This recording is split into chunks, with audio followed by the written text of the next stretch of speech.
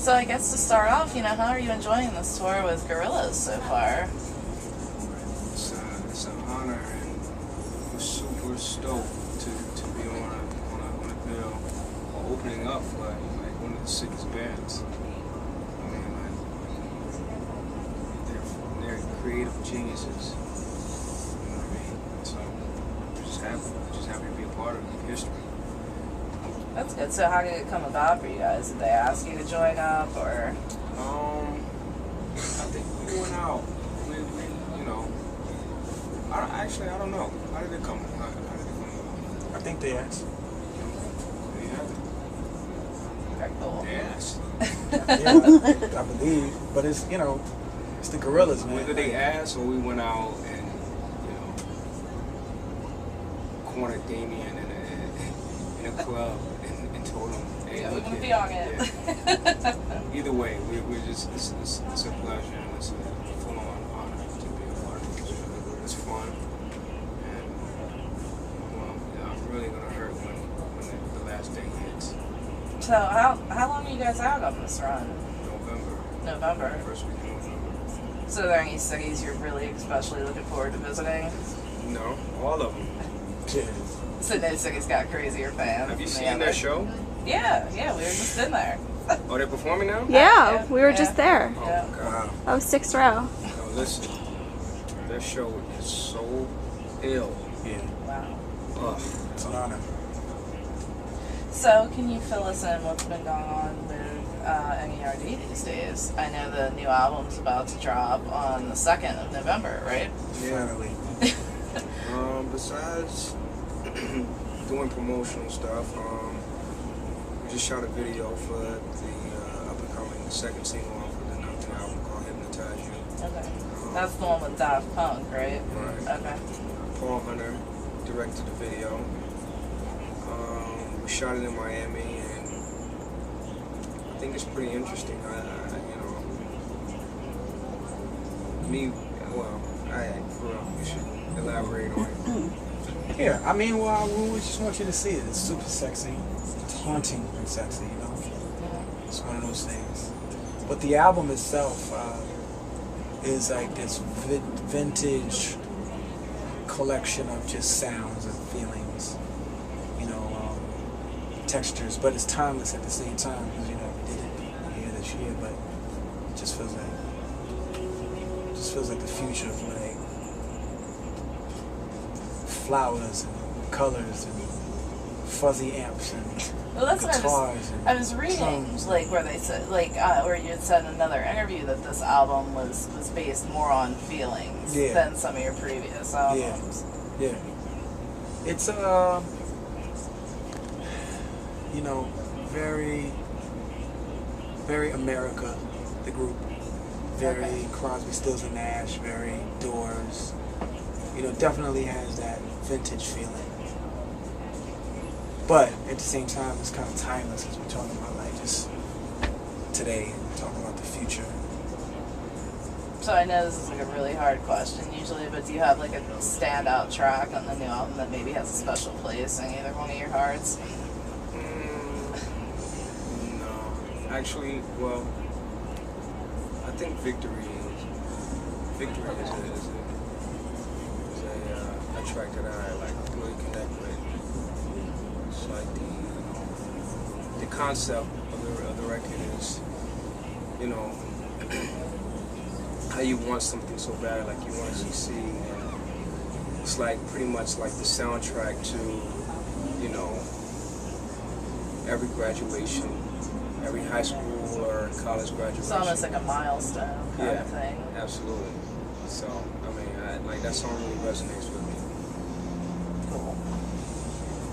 I'd say The Inside of Clouds. Any particular reason?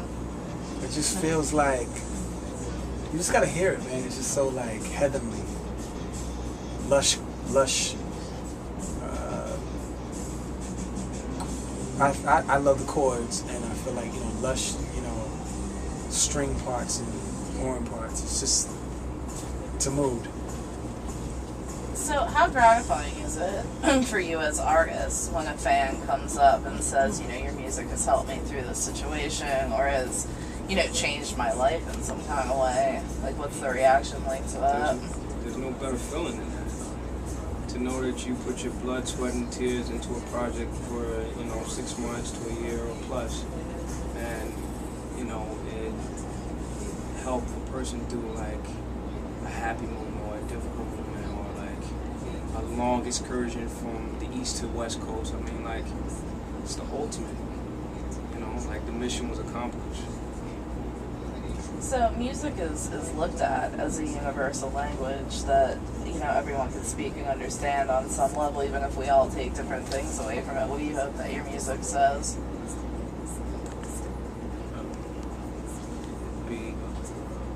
I don't know. For me, I would say,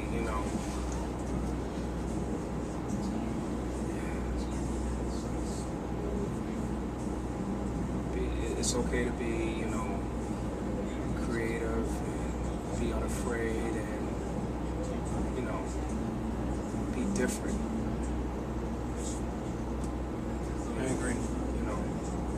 For us, we're like the underdogs. So, I mean, we don't necessarily fit in, like, a format. Right, well, that leads into my next question, because, I think that you guys, I almost look at you as being responsible for spearheading this kind of blend of rock and hip-hop together, where people don't even look at things as genres anymore. It's just music, and that, it's so hard to place something in one genre or the other. Mm-hmm. How do you guys feel about the current state of music? I mean, with the exception of a few records, I feel like a lot of the music that I hear on the radio today is just one big long song.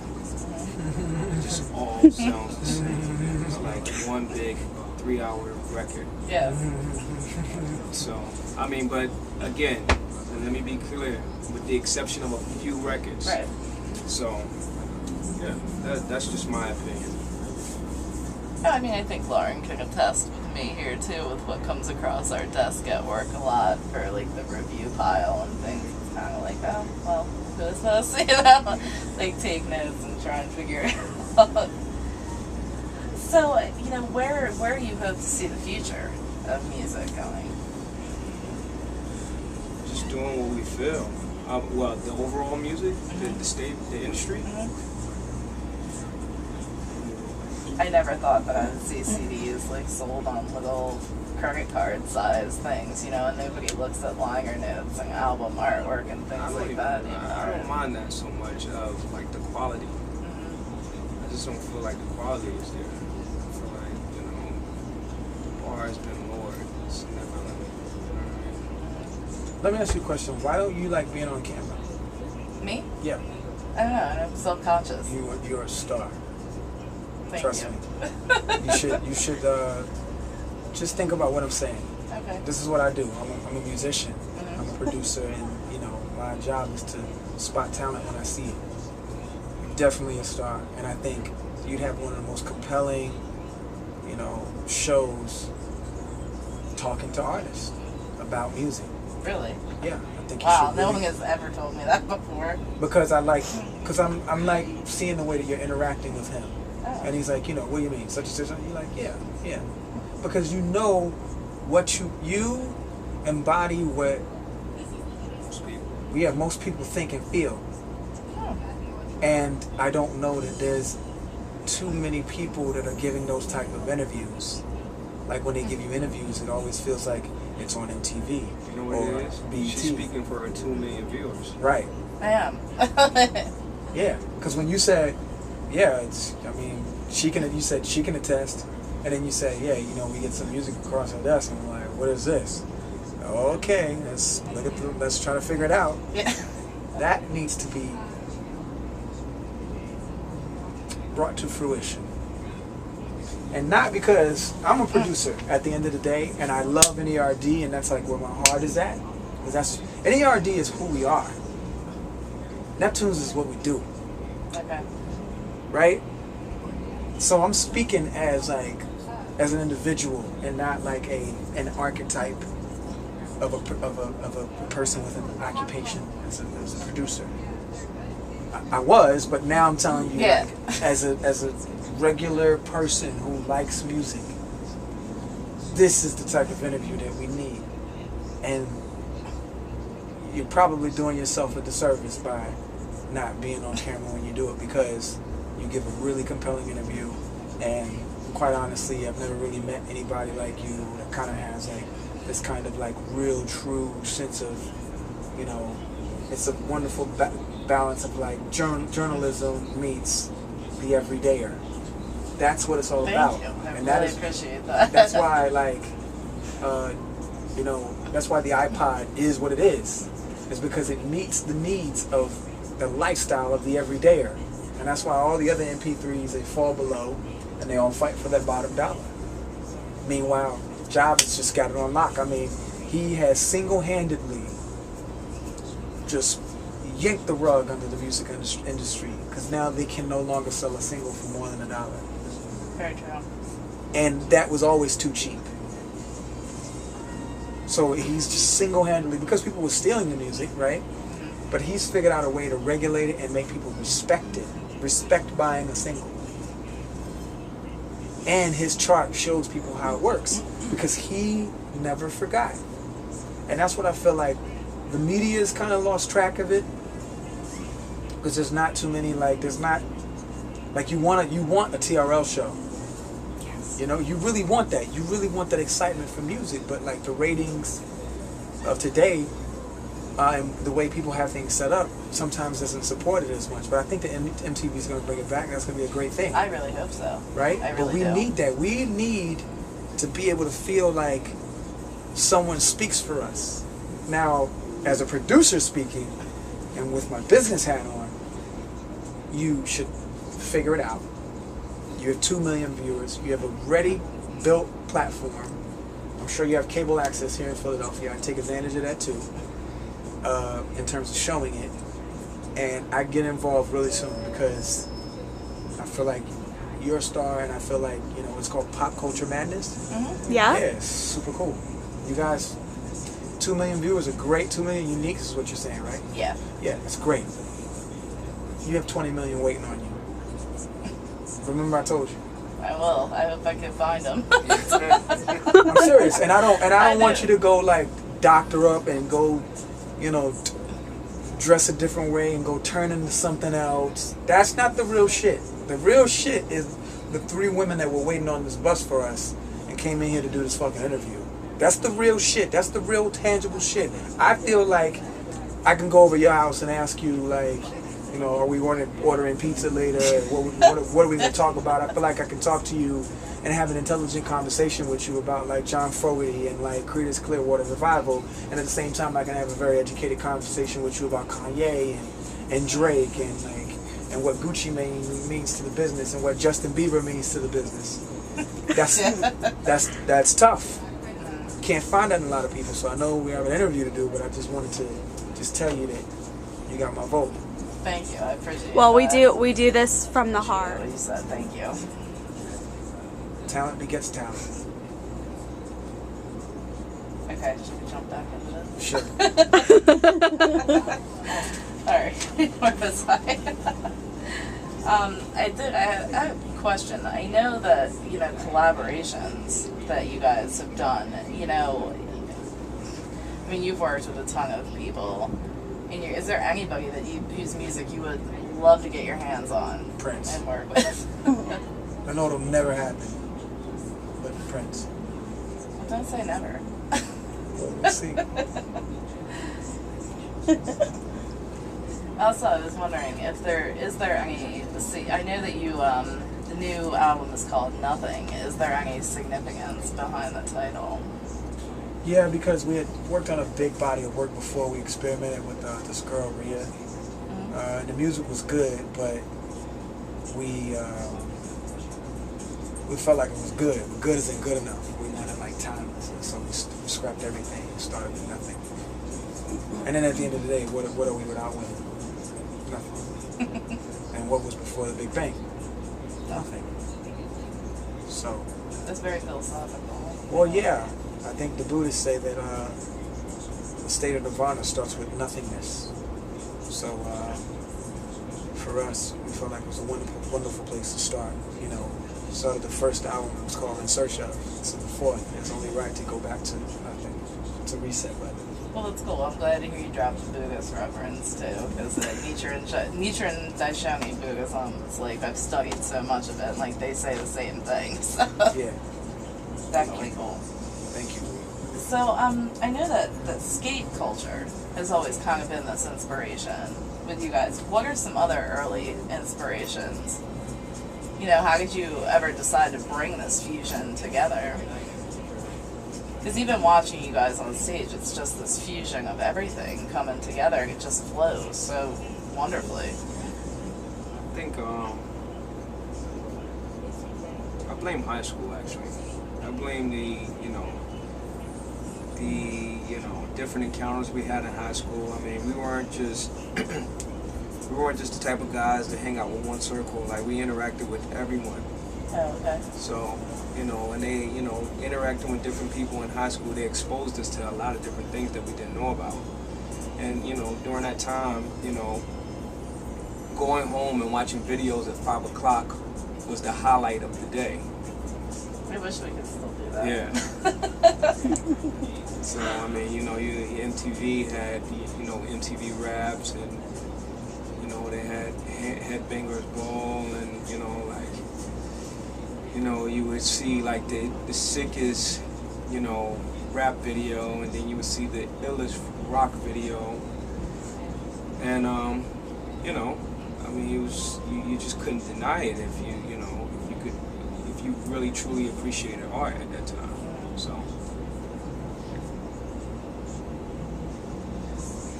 Anything to add? Same thing. I mean, coming home after school, like you said, watching videos, everything from MTV Raps to like, Headbangers Ball, which actually was a little bit later.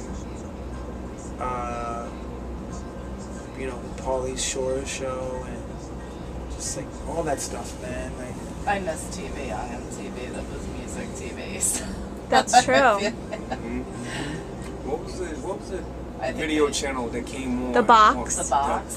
Loved it. Order and plug in Loved it. Oh, I think I ordered 10 a day, and my dad would like that scream. was the first interactive situation they had. It That right. was the iPod. I was like, yeah, Mandy Moore Candy's on. Like, That was iTunes right there. I remember lots of Marilyn Manson. Like. yeah, I always turned it off for that. He was the best, right? Huh? He was the That best. was my favorite. Yeah, man, Trent He scares me. Yep. Oh, yeah. I know. Trent scares you? No, Marilyn. And Guar. That's okay. Do you know Guar? Or they wear the big scary costumes. Like they kill things on stage and Really? squirt Not, blood all over. What was the guy, the bass Slipknot. player, Slipknot? The bass player just died not too long ago. No. Yeah, I just talked Really? to Corey Taylor a little while ago. Like they're not sure whether they're going to continue with Slipknot or not now. So Wow. like he's out with Stone Sour right now, Uh-huh. like the Other Side project, but they're not sure what they're going to do. He was like the creator of, like, he put together a lot of the tracks, right? Yeah, it was at Paul Gray, I Right. think his name was. Yeah. Slipknot was. She lost a bet. She has to go to Guar with me this week. So. Do I look like a Guar heavy metal fan? No. You do. Not at all. You will for a night. Ugh. Practicing. Well, I guess to wrap things up with you guys and let you get on with your evening, like, like we're what going are to some keep goals this for funny. the rest of this year and early next year? I mean, what's the plan for after the Plastic Beach tour? Spot dates. Yeah, we're doing some spot dates here in North America, and we got like a couple of tours with spot dates in Europe, Australia, and like Paris and London, and a few other places over there. Is there festivals going on over there now, or are they kind of like, I didn't know. Well, the no, it's not festival going on season- now, but Okay. in Australia in December they have sunny days. Oh, okay. It's like a huge, like 2-week festival. Is that like what's the other one over there? Is it Soundwave or something else? No, I know which one you're talking Yeah. about. Though. I forgot There's the another name of it. huge Yeah. one, Big Day Out or something like Yeah, that. I think that might be it. Yeah, I think that Yeah. is it. But yeah, we're just doing spot days and promoting the album and working working on our outside projects, and that's about it. Awesome. Very cool.